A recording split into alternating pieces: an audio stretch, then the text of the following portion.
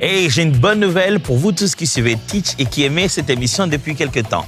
Désormais, Teach a une application. Il y a plein de fonctionnalités qui vont vraiment vous faire du bien pour approfondir votre relation avec le Seigneur et être enseigné comme un véritable disciple de Jésus-Christ. Allez télécharger Teach sur Apple Store ou bien que ce soit sur Google Store ou sur ce QR code et rejoignons-nous là-bas pour grandir ensemble. Alors, let's Teach. Grandissons ensemble.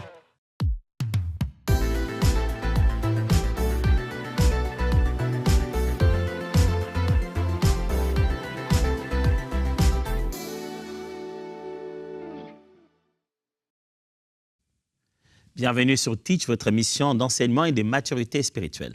Cette semaine, j'aimerais vous embarquer dans un long voyage autour du sujet très actuel qui est le sujet des relations toxiques.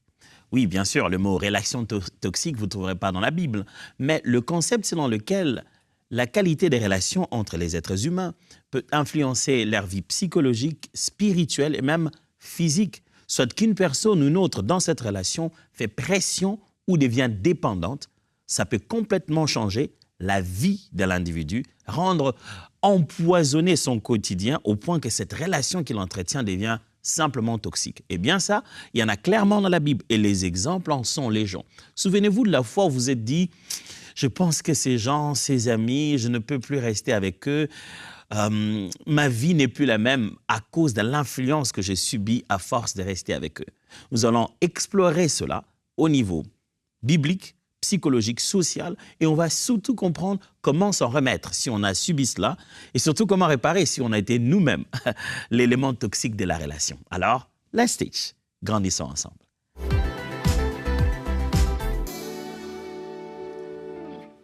Avant de commencer aujourd'hui, j'aimerais dire merci à tous ces différents partenaires de EMCI TV. Vous êtes nombreux à toujours vous dévouer à pouvoir donner du meilleur de vous-même, financièrement, matériellement, pour que EMCI TV puisse évoluer. Je voulais vous raconter cette anecdote. Je me souviens qu'on a eu l'hiver ici et quand c'est l'hiver, vous savez, on ramasse bien de la neige, on amène ça dans les couloirs et quelquefois, sans s'en rendre compte, on amène ça dans les studios et à force d'amener de la neige et de l'eau dans les studios, des fois, ça abîme certains matériels, certaines couleurs, certains fonds. Lorsque l'hiver a commencé, et ça commençait un peu à aller par-ci par-là, la semaine qui a suivi, j'ai vu des paillasson à l'entrée de chaque studio. Et avec un petit mot qui dit de bien essuyer ses pieds pour ne pas abîmer à l'intérieur. Je me suis dit, comment on a été rapide, flexible, suffisamment capable de se rendre compte qu'un détail aussi simple du quotidien comme drainer de l'eau, de la neige, pourrait complètement mettre de côté tout le travail qu'on est en train de faire avec autant d'abnégation. Une façon de vous dire que même dans le moindre des détails, nous sommes conscients de ces contributions que vous nous faites parvenir pour que cette œuvre se maintienne et nous veillons sur ce que vous faites parvenir à EMCI TV. Alors, si vous n'êtes pas encore partenaire, vous serez le bienvenu dans la grande communauté des partenaires. Et j'aimerais déjà vous dire sincèrement, merci pour tout. Aujourd'hui, c'est une autre forme de relation dont nous allons parler, pas de partenaire. Nous allons parler d'une relation qui s'appelle une relation toxique. Les choix des mots sont si... J'aime bien, quoi. C'est vrai que c'est un langage aujourd'hui psychologique, psychothérapeutique et tout. Le fait d'utiliser le mot toxique qui montre que c'est empoisonné, ça veut dire qu'on est dans une interaction, une relation de vie, mais qui est devenue empoisonnée. Tiens, on va découvrir ça en long, en large. Je vais vous proposer des définitions en différents niveaux. Certes, on peut étudier le sujet de plusieurs manières, mais lorsqu'on dit relation toxique, on est tout de suite dans le domaine de psychologie, du comportement relationnel et tout. On est aussi dans le domaine sociologique, la vie de tous les jours avec les gens, les interactions. Et n'oubliez pas, nous, on est là pour voir tout ça. Qu'est-ce que ça dit dans la Bible? Donc, je vais vous proposer 3 définitions. Un niveau psychologique, un niveau social, et puis après un niveau biblique, avant de commencer à se dire, dès cette première émission, qu'est-ce qu'on peut faire face aux relations toxiques? Les prochaines émissions iront en détail sur l'impact des relations toxiques ou bien les conséquences de ces relations à un niveau personnel, à un niveau familial, à un niveau ecclésiastique. Et si on a fait du mal à l'autre, qu'est-ce qu'on fait? Ça, c'est pour les prochaines émissions. Mais tout de suite, définition très bien. Que veut dire relation toxique. Pour qu'on ne puisse pas utiliser les mots abusivement. Vous savez, aujourd'hui, dès qu'on a un mot qui est dit là, par-ci, par-là, sur des réseaux sociaux, tout le monde l'emprunte et commence à l'utiliser à tort et à travers. Et on parle des fois des choses qui ne sont pas ce que nous pensons qu'elles sont. Relation toxique signifie quoi? Au niveau psychologique, une relation toxique, c'est juste une relation où l'un ou l'autre des partenaires manifeste des comportements nuisibles à tous les deux. Ça, c'est une façon très simple je vais dire encore, de simplifier les choses. Ça s'appelle une relation toxique au niveau psychologique parce que l'un ou l'autre des partenaires, quand on dit partenaire, c'est-à-dire dans toute relation, il y a une personne et une autre. Ça s'appelle une relation parce qu'il y a une interaction entre des individus. Cette relation-là, d'amitié, des fiançailles, de mariage, de fraternité chrétienne, de mentors et de mentorés, de coaching, d'enseignants et d'élèves, quelle que soit la forme de relation devant laquelle on est, l'un des partenaires, ou deux fois, les deux en même temps, tiennent des comportements, manifestent des comportements qui sont nuisibles à l'un à l'autre. Détrompez-vous, mes amis, quand il y a relation toxique, ça ne signifie pas seulement que l'un de deux a amené de la toxicité dans la relation. Non. Des fois, ce sont les deux qui sont nuisibles l'un à l'autre. N'avez-vous jamais vu des personnes où vous vous êtes dit, ces deux-là, non, ils ne peuvent pas rester ensemble. Ils se font du mal. Celui-ci frappe, l'autre trouve des moyens de mentir derrière son dos. Tu te rends seulement compte que comment ces personnes peuvent-elles rester ensemble? Dans une relation, il est possible que soit simultanément, soit à tour de rôle, les deux personnes tiennent des comportements nuisibles à l'un à l'autre. Quand je parle de comportements nuisibles, je vois des comportements destructeurs comme de la manipulation, la domination. On est dans une relation d'amitié, mais il veut dominer à tout prix, mais donner des injonctions comme si nous étions dans une relation où moi je lui dois et lui ne doit rien. La critique excessive, on est amis, on est frères, on est collègues, mais il ne fait que critiquer. Il dit, ah, mais aujourd'hui, regarde-moi comment tu t'habilles. Toi, tu ne sais pas t'habiller. Hein? Tout le jour, dès que je le rencontre, la première chose qu'il fait, c'est m'attraquer ma conscience ou alors la culpabilisation. Je connais des gens chez nous, c'est devenu presque culturel. Dès que tu rencontres quelqu'un, tu te dis, ah, ça fait longtemps, hein? Tu as disparu, hein? Tu viens plus voir tes frères, tes sœurs, hein? Tu es devenu une grande personne. Hein? Il commence d'abord par te culpabiliser avant de préparer sa demande. Quelle toxicité dans la relation. C'est-à-dire, dès que tu rencontres cette personne, tu dois devoir te barricader parce que c'est même dans sa façon de te saluer. Il y a même l'intention de te culpabiliser d'une certaine manière. Des fois, il y a l'abus émotionnel. C'est-à-dire qu'il y a trop de demandes émotionnelles. La personne s'accroche, s'attache. Parce qu'en matière des relations toxiques, ce n'est pas seulement une personne qui fait du mal à l'autre, en essayant de dominer, en essayant de culpabiliser. Mais c'est aussi l'autre personne qui s'attache trop fortement par une sorte de dépendance émotionnelle excessive. C'est-à-dire, il t'appelle à tout moment, il t'amène tous ses problèmes. Quand il te voit avec quelqu'un d'autre, il se dit, pourquoi tu veux devenir ami avec lui? Il te pose, tu lui appartiens complètement. Il devient comme, il s'attache à toi, il s'accroche à toi. Ça, c'est aussi toxique. Donc, du point de vue psychologique, je venais de le dire, on est dans une relation où l'un ou l'autre des partenaires, ou même simultanément les deux, ont des comportements qui les nuisent, qui leur font du mal. On a parlé des types de comportements comme la manipulation, la critique excessive, ainsi de suite. Tout cela, ça cause des conséquences quand même, physiques, psychologiques même. De l'anxiété, ça entraîne une sorte de baisse d'estime de soi. Il y a même des troubles mentaux et des dépendances affectives dus à un comportement ou dû plutôt à une relation toxique.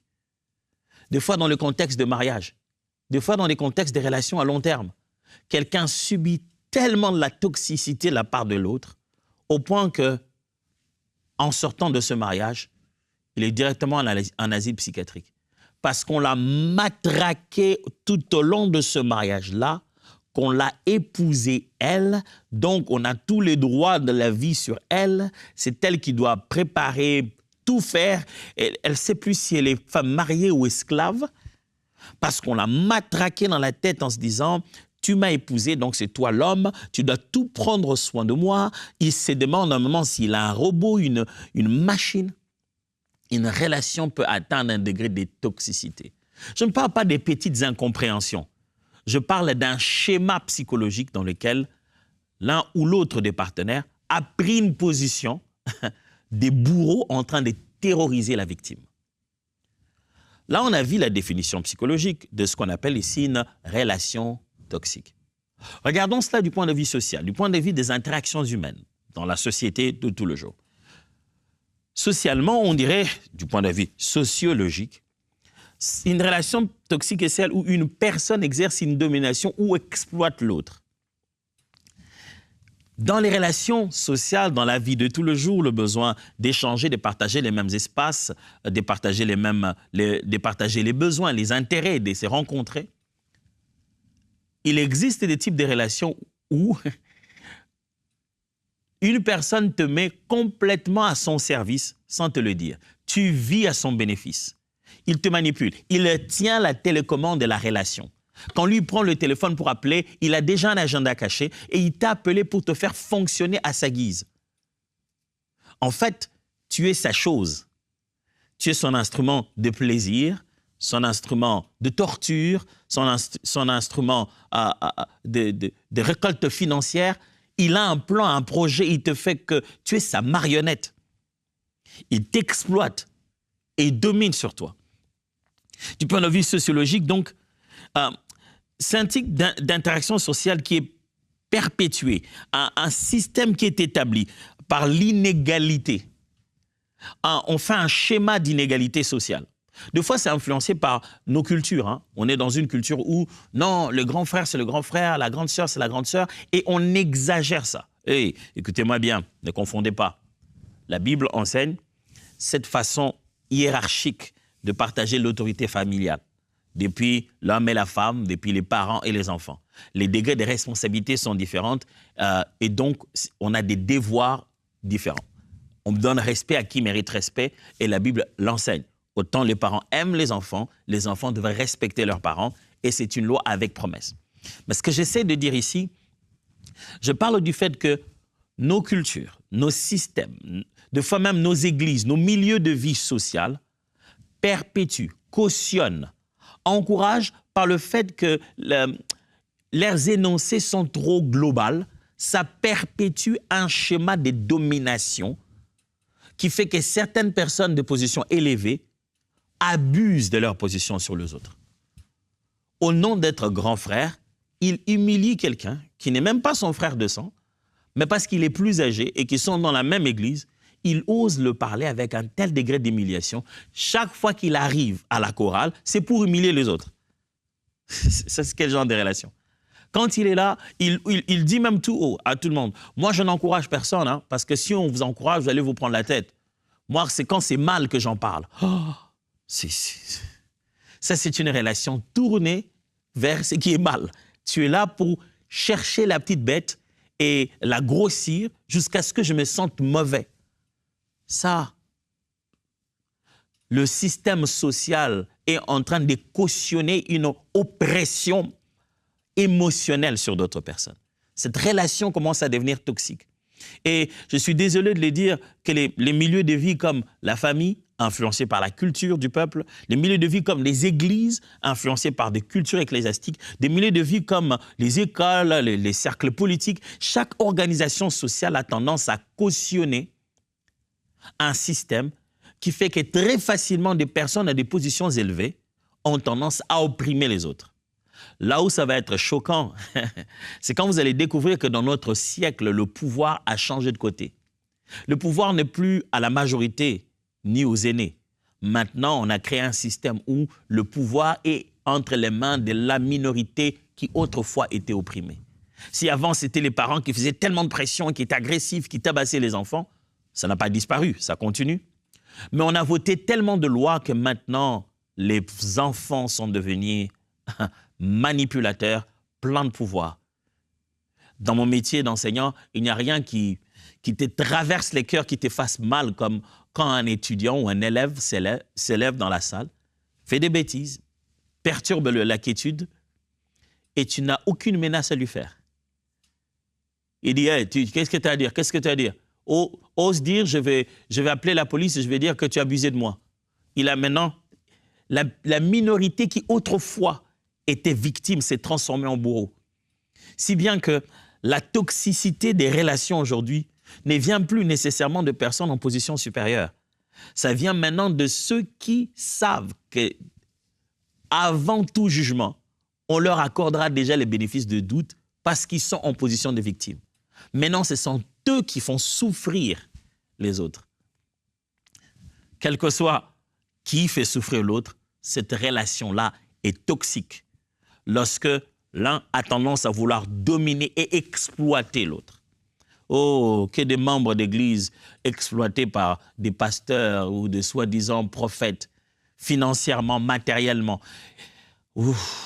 et même physiquement.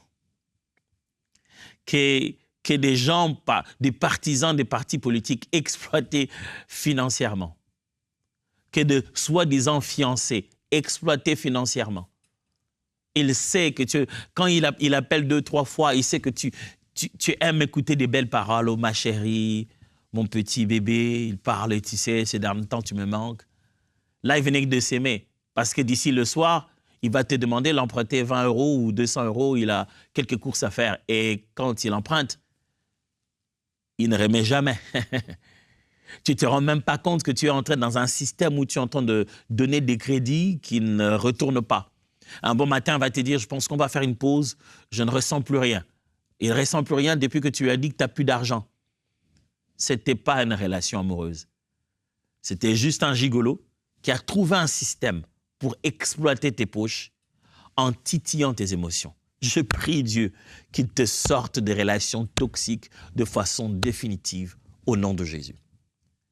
Si on voit les relations toxiques au niveau psychologique, au niveau social, regardons maintenant, retrouvons cela dans la Bible.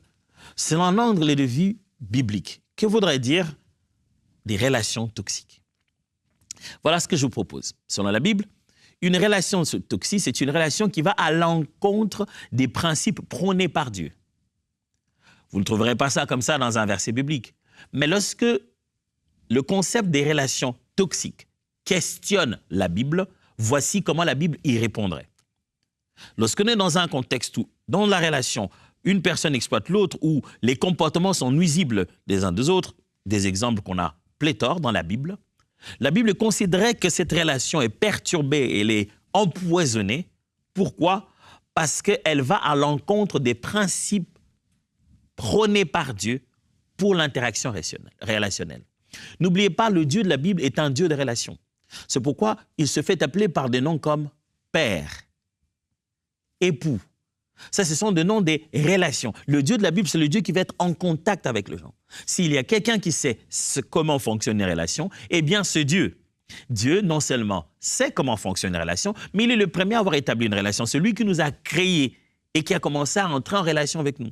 Donc, il sait quels sont les principes d'une relation saine. Et il les a établis. Les principes que Dieu établit pour une relation saine sont ces principes-là qui, une fois violés, une fois déconsidérés, une fois mises de côté, transforment nos relations en des relations toxiques. Bibliquement, une relation toxique est donc une relation qui s'oppose au principe divin d'amour, de respect, de justice.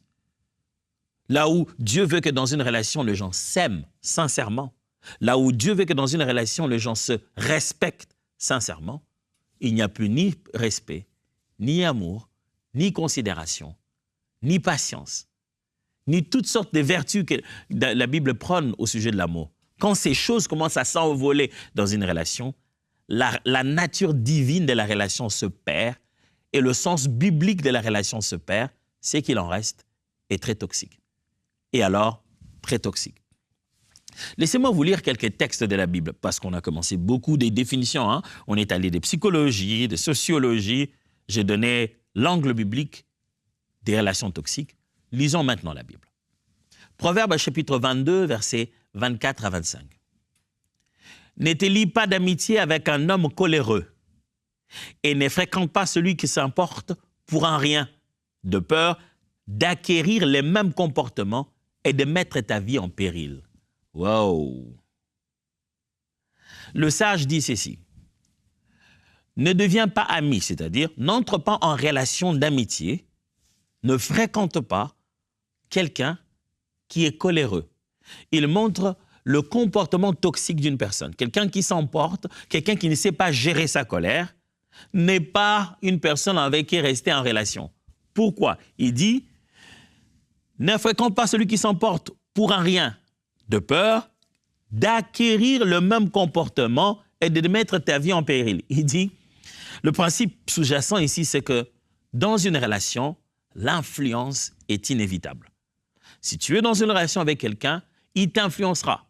Vous vous influencerez les deux. Et sachez-le que l'influence négative est beaucoup plus rapide. Quelqu'un de coléreux te rendra aussi coléreux. Tu deviendras aussi colérique. Tu vas t'emporter pour un rien parce que ça va devenir votre culture, pardonnez-moi. Ça deviendra votre façon de vivre. Vous aimez vous emporter. Vous préparez même vous avez même votre projet de comment vous allez vous énerver. Regardez ceci, 2 Timothée chapitre 3, versets 1 à 5. Sachez que dans la période finale de l'histoire des temps, les temps seront difficiles. Les hommes seront égoïstes, avides d'argent, vantards et prétentieux. Ils parleront de Dieu d'une manière injurieuse et n'auront pas d'égard pour leurs parents.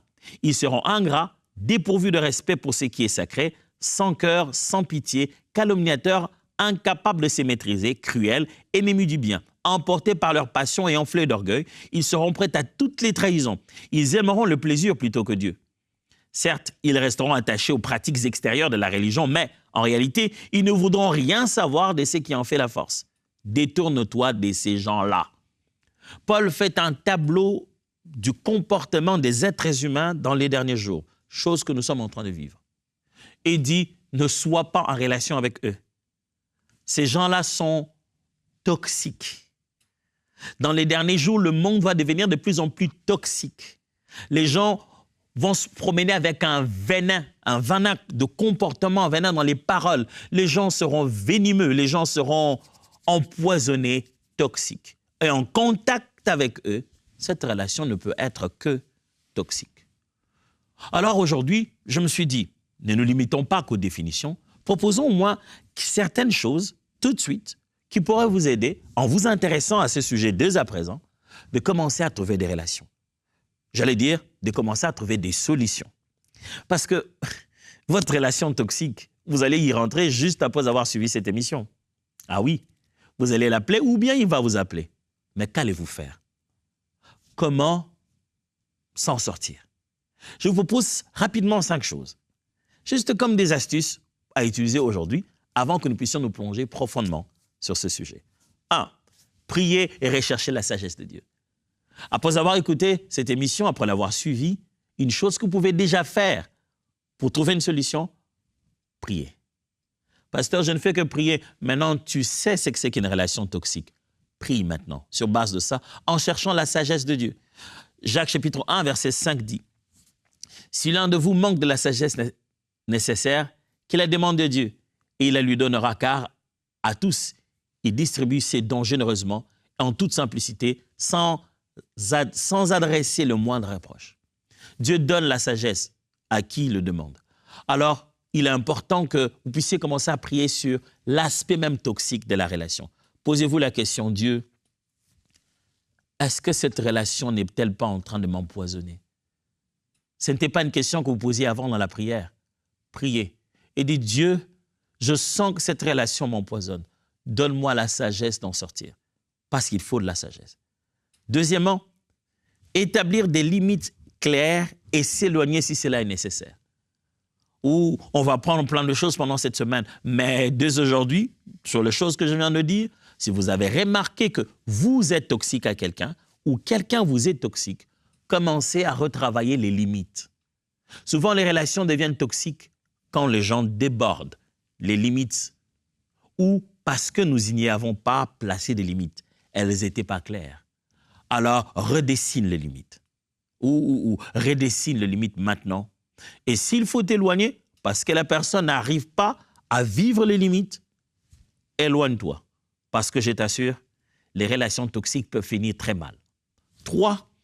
S'entourer des personnes bienveillantes et matures.